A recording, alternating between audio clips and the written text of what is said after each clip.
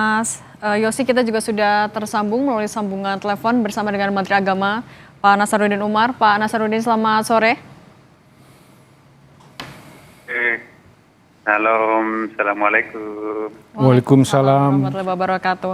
Pak Nasaruddin, apa yang bisa Anda sampaikan juga kepada umat Katolik di Indonesia setelah mendengar kabar duka ini? Saya sangat kaget karena tadi pagi ini barusan saya dapat utusan dari beliau mengundang saya untuk ada acara pertemuan dengan Vatikan ya, beliau paus di bulan September akan datang. Tadi pagi ya, sama Mrs. Gregoria ya, dari Itali langsung. Jadi jam 9 tadi pagi ya. Dan saya katakan mudah-mudahan saya masih bisa berjumpa lagi nanti di Vatikan pada bulan itu karena beliau kan sakit-sakitan. Lalu iya mudah-mudahan, tapi sekarang sudah mulai bagus karena sudah keluar dari rumah sakit. Nah betapa kagetnya saya, suratnya masih ada di kantong saya. Beliau mengundang saya dalam acara di Vatikan itu. Nah mendengarkan kabar ini tentu saja saya sangat kaget ya kan. Kenapa? Karena banyak sekali kenangan yang saya tidak bisa lupakan ya. Terutama perjumpaan saya dengan di Istiqlal itu.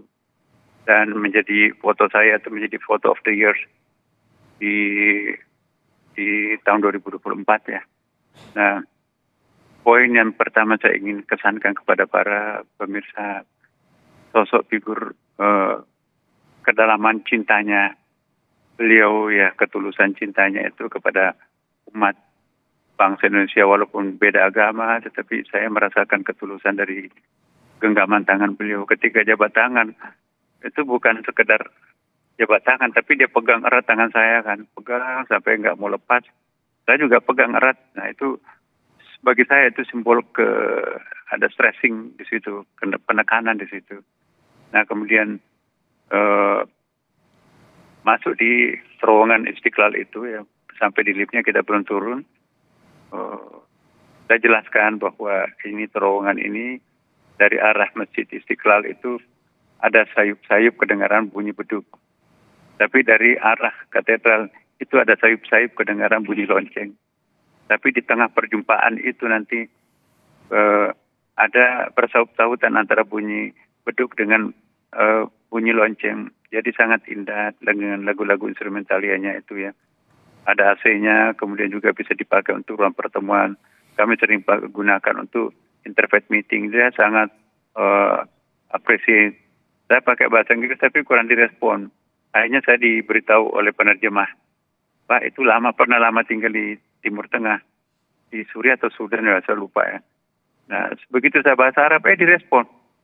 Jadi ternyata beliau bahasa Arabnya lebih bisa daripada bahasa Inggrisnya. Bahasa Inggris saya nggak direspon, tapi bahasa Arab saya direspon. Jadi saya bercakap bahasa Arab, akhirnya translatornya itu mengatakan kalau begitu saya nggak usah terjemahkan Pak. Ya udah nggak usah. Dia ternyata paham bahasa Arab. Ya, saya mencoba menjelaskan Istiqlal dengan versi bahasa Arab ya, dan dia ngerti. Kemudian juga yang kedua sangat terkesan ya, senyumnya itu masih kebayang-bayang di wajah saya itu ya. Ketika kita mendeklarasikan poin-poin persepakatan Istiqlal katedral itu ya, dan itu luar biasa. Itu dijadikan tema konferensi di Uzbekistan, di Amerika, dan juga di Bali. Dan beberapa tempat yang lain. Saya ke Mesir juga, saya berfoto dengan pimpinan Al-Azhar. Oh, masa cuma pos bisa berfoto dengan Anda? Kami juga punya, akhirnya satu persatu syekh di situ berfoto dengan saya. Karena istilahnya masa cuma pos berfoto, kita juga boleh berfoto dengan imam besar. Jadi foto-foto kami juga populer di Mesir juga, dan di Dubai, dan kemarin di Amerika ya. Dan dampaknya lebih jauh ya, Istiqlal diminta jadi model masjid yang kami diminta untuk memberikan model masjid yang ada di Amerika Latin dan di Afrika. Dan itu sponsor PBB ya, United Nations di New York. Nah jadi luas sekali pengaruhnya itu. Dan kata teman-teman di Amerika, ini baru pertama kali ada himbauan menggunakan bahasa agama untuk melestarikan lingkungan. bahkan poin yang ketiga itu sangat penting ya, dan itu kita menggunakan bahasa agama untuk mengajak para umat kita agama apapun untuk menyayangi save planet yang untuk menyayangi planet kita. Bagaimana mencegah datangnya kiamat? Karena kalau dalam Abrahamic religion, Yahudi, Nasrani dan Islam percaya akan ada hari kebangkitan, kan? Percaya juga akan ada hari kiamat. Nah, jadi bahasa kami bahwa salah satu upaya untuk menunda hari kiamat itu adalah kita menggunakan penyelamatan alam. Ya, karena setiap ayat-ayat Quran, ayat Bible juga ada bahwa rusaknya alam itu karena tangan-tangan jahilnya anak manusia ini, kan. Nah, jadi kita menggunakan bahasa agama mengajak kepada para umat beragama untuk save planet ini. Jadi kita jangan sampai melakukan perusakan alam, lingkungan, sebab itu menyangkut masalah keselamatan, kesehatan anak cucu kita juga di masa akan datang. Kemudian yang kedua, poin yang sangat penting ditandatangani bersama imam besar dengan paus itu ialah bagaimana hentikan segala bentuk peperangan itu ya. Jangan menyelesaikan persoalan kemanusiaan dengan peperangan, karena itu tidak akan pernah menyelesaikan persoalan. Nah, kemudian yang ketiga bahwa jangan juga memperatasnamakan agama untuk melakukan tindakan kekerasan. Kekerasan tidak ada tempatnya dalam agama-agama. Jadi saya kira poin ini sangat penting, ditambah dengan satu lagi poin pentingnya toleransi. Toleransi itu bukan hanya koeksistensi, sama-sama hadir tidak saling mengganggu, tapi harus ada sama-sama hadir tidak saling mengganggu dan ada ikatan tali cinta kasih yang mengikat antara satu sama lain. Itu luar biasa ya. Pesan-pesan kemanusiaan yang ditandatangani itu menjadi viral di media-media asing ya. Dan yang paling penting adalah ketika satu saat saya mencium jidatnya, kepalanya beliau, lalu dia mencium tangan saya, dan itu berkali-kali. Dan itulah yang jadi paling viral dan pernah menjadi cover di beberapa majalah, cover berita di beberapa tempat, termasuk juga di Vatikan. Ya, karena dulu belum pernah ada foto seperti itu, kata komentarnya. Makanya itu foto saja itu sudah menjadi pesan khusus bahwa masyarakat Indonesia itu luar biasa, walaupun minoritas Katolik, tetapi bisa begitu akrab dengan jamaah Masjid Istiqlal dan tamu-tamu Istiqlal pada waktu itu ya.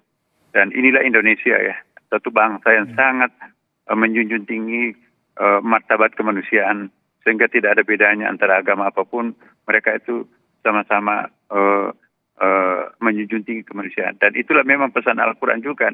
Walaqad karramna bani Adam, Allah memuliakan anak cucu Adam. Agama apapun agamanya, etnik apapun, warga negara apapun, jenis kelamin apapun, pokoknya wajib dimuliakan anak manusia itu, anak cucu Adam itu, ya kan. Nah, inilah persamaan bahasa, persamaan tema kami dengan Paus pada waktu itu, sehingga kita sangat berbahagia menyaksikan kegembiraan dunia pada pertemuan Istiqlal itu, dan sudah diterjemahkan ke hampir semua bahasa dunia ya tentang deklarasi Istiqlal pada waktu itu. Dan itulah yang sangat berkesan. Satu lagi poin yang sangat berkesan, ketika mau pamit tidak mau melepaskan tangan saya, sehingga ada orang mau jabat tangan nggak jadi karena tangan kanan saya dan tangan kanan beliau berpegangan erat. Jadi tersenyum. Jadi Masya Allah luar biasa kesan saya dengan Paus. Tadi pagi datang utusannya mengundang saya, tapi siangnya mendengarkan beliau wafat. Jadi saya sangat terharu. Dan yang terakhir saya juga punya kesan tersendiri, Mbak. Ketika beliau masuk rumah sakit, hari yang sama juga saya masuk rumah sakit. Jadi kaki saya tergelincir, patah di operasi. Dan ketika membuka TV, Paus masuk rumah sakit juga di sana loh. Kok kenapa bisa bersamaan harinya masuk rumah sakit ini? Nah, jadi itu kesan saya, nggak tahu apa maknanya ini semua. Ya. Pak Nasaruddin, kan perdamaian ini jadi salah satu pesan yang terakhir disampaikan juga oleh Paus ketika Paskah kemarin. Tapi dari banyaknya nilai-nilai yang bisa kita pelajari, banyaknya pesan yang sudah pernah ia sampaikan juga. Kalau secara personal, Pak Nasaruddin, kesan yang paling kuat, yang paling Anda ingat selama mengenal, bertemu langsung, berkomunikasi langsung dengan Paus, seperti apa, Pak? Pelajaran berharga saya adalah ternyata kesederhanaan itulah yang melahirkan sesuatu yang besar. Kita semua bisa sepakat bahwa kesederhanaan Paus ini ya dari segi pakaiannya. Saya juga lihat sepatunya bukan sepatu istimewa ya. Juga tidak mau menggunakan mobil mewah, juga tidak mau menggunakan hotel mewah, juga nggak mau menggunakan fasilitas kenegaraan yang mewah. Jadi semuanya mau bersahaja. Jadi inilah membuat saya belajar ya. Ya saya hanya menteri masa saya mau melakukan macam-macam. Jadi saya itu belajar betul bahwa ternyata kesederhanaan itu melahirkan sesuatu yang besar. Bukanlah sesuatu yang besar itu otomatis melahirkan yang besar, tapi justru kesederhanaan itu mampu melahirkan suatu image yang besar untuk sebuah gagasan. Dan makanya itu saya kira nilai kemanusiaan yang dibawa oleh Paus itu didukung sepenuhnya oleh umat manusia tanpa membedakan agama apapun.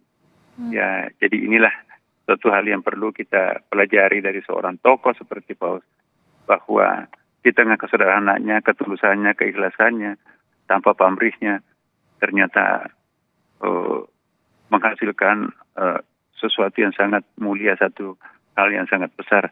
Semoga ini pelajaran berharga buat siapapun, terutama tokoh-tokoh agama, bahwa kita harus tawadu, kita harus muru'ah, dan kita harus menempatkan diri itu jangan terlalu bangga, sombong, dan seterusnya sebagai pemimpin agama. Ternyata kita lihat tokoh-tokoh agama yang lain juga ternyata sama. Ya, kita lihat tokoh-tokoh Hindu, Buddha, Siddhartha Gautama, apalagi Nabi Muhammad. Ya.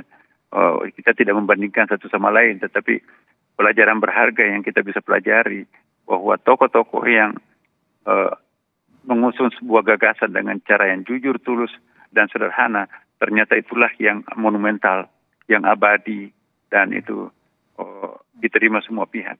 Jadi saya kira pelajaran berharga dari kita semuanya, walaupun Paus nanti memang sudah wafat ya, tetapi nilai-nilai kehidupan dan nilai-nilai humanity-nya itu tetap harus hidup di dalam benak kita masing-masing. Apapun agama kita, mari kita menghormati tokoh-tokoh kemanusiaan seperti Paus, sebab langka orang bisa seperti itu. Ya. Pak Nasaruddin, tapi setelah Anda mendapatkan juga kabar duka ini dari Vatikan, pemerintah Indonesia sudah menyampaikan duka citanya juga kah secara langsung, sudah komunikasi dengan Vatikan, Pak? Ya, saya langsung tadi, karena saya ketemu dengan orangnya yang baru mengundang saya tadi. Saya dalam teks bahasa Inggris saya sudah sampaikan, kemudian juga saya seandainya Paus itu di Indonesia, pasti saya terbang untuk mengunjunginya, tetapi ya negara lain dan saya terikat dengan peraturan perundang-undangan, kita tentu harus mendapatkan izin dan lain sebagainya ya, untuk bisa mengunjungi beliau, tetapi ya kita serahkan kepada Pak Presiden kita. Saya kira Pak Prabowo juga sangat concern terhadap pesan-pesan beliau kemarin, itu juga disampaikan itu sangat mendalam ya. Jadi sering di-quote ya bahwa Paus ini adalah figur yang sangat bersahaja, tetapi sangat care terhadap kaum duafa, orang-orang lemah, ya kan. Dan Pak Prabowo juga kan sama kan. Kita lihat bagaimana care-nya beliau terhadap orang-orang miskin, sehingga membuat berbagai macam kebijakan sekolah rakyat, kemudian juga pemberian gizi makanan bergizi kepada anak-anak, terutama yang fakir miskin. Itu ada persamaan humanity-nya sangat dalam antara kepala negara kita dengan Paus ya. Dan saya kira nilai-nilai baik dari orang, siapapun orangnya, mari kita terbuka memberikan apresiasi ya. Setiap orang punya kelemahan, tetapi jangan mengingkari kelebihan setiap orang. Tapi Pak Nasaruddin juga ada rencanakan ke Vatikan dalam waktu dekat?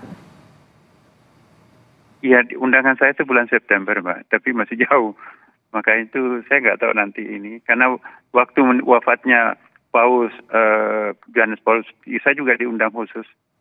Jadi waktu meninggal Paus itu saya juga ikuti upacaranya, dihadiri 2 jutaan orang pada waktu itu ya. Saya juga hadir bersama Gus Dur ya, waktu itu. Ya, saya nggak tahu nanti ini. Pokoknya karena kita sudah menjadi pejabat publik ya, kita tergantung pimpinan ya, apa petunjuknya dari beliau. Tapi saya sangat yakin bahwa Indonesia itu pasti merasa kehilangan sosok figur teladan kemanusiaan. Ya. Sebelum berita duka hari ini dan juga mungkin setelah September lalu Pak bertemu di Istiqlal, di terowongan silaturahmi, komunikasi yang juga dilakukan untuk tetap membawa pesan perdamaian itu rutin juga dilakukan antara Indonesia dengan Paus Fransiskus? Iya, kami atas dasar kunjungan itu, saya diundang di beberapa negara ya, mungkin hampir 10 negara yang mendiskusikan tentang deklarasi Istiqlal itu. Karena itu dianggap sangat unik ya, karena ada himbauan menggunakan bahasa agama untuk melestarikan lingkungan. Selama ini kan hanya bahasa politik yang digunakan kan, bahasa birokrasi. Nah ternyata itu kan tidak efisien efektif ya, karena tidak menyentuh hati masyarakat. Dengan deklarasi Istiqlal menghimbau dengan menggunakan bahasa agama kepada umat yang beragama, apapun agamanya, mari kita melestarikan lingkungan, mari kita merawat planet ini demi untuk anak cucu kita yang akan datang. Itu kan message. Dan apalagi sekarang kan musim perang di beberapa tempat ya. Di situ pernyataan kami berdua bahwa kekerasan tidak akan pernah menyelesaikan persoalan. Dan jangan atas nama agama kita menghalalkan kekerasan. Tidak ada tempatnya kekerasan oleh agama apapun juga. Ya, menemukan keberanian untuk melanjutkan dialog, tanggung jawab bersama untuk menyelesaikan kekerasan di berbagai belahan dunia itu juga jadi pesan Paus. Pak Nasaruddin Umar, Menteri Agama, terima kasih sudah berbagi di Breaking News Kompas TV. Saya selalu, Pak.